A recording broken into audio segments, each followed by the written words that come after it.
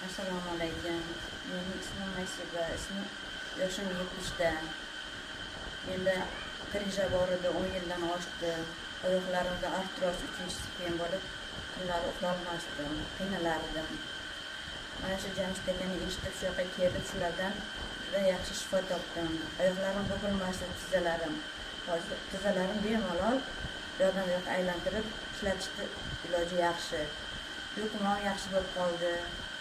Ko'zlarim ko'rmasdi, xiralashib qolgandi. Xuddi oldimda oynada suv sepilganga o'xshab ko'rinardi. Hozir yo'q, juda ham tiniq ko'ryapman. Iltimos, mana ko'ringlar holatimni. Men to'g'risini aytyapman. Kimga mana shunaqa muolajalar kerak bo'lsa, bemalol kelishlari mumkin. Men juda xursandman. Har 3-4 oyda Toshkentda bir nechta muolajalar olardim, lekin vaqtinchalik bo'lardi. Mana hozir oyog'im bemalol ishlab kelyapti. Ko'rishingizda mana hozir kitob o'qishingiz bormi yo televizor ko'rish bormi? Hammasida Yaxshi. yaxshi, tiniq ko'ryapsiz. Xiralik yo'q, tiniq ko'ryapman ko'zlarim. Yaxshi. Qadar shukronalar bo'lsin.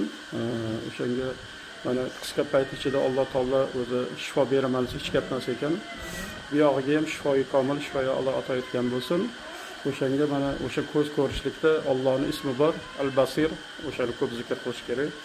İnşallah mana hamma taraflama ham Alloh o'zi mana beraman desa berar ekan. O'shanga Allohimga beodat shukronalari bo'lsin. Sog' bo'ling, salomat bo'ling. Rahmat. Ishingizga rivoj, omad. Rahmat. Xudo kuch-quvvat ko'proq bersin.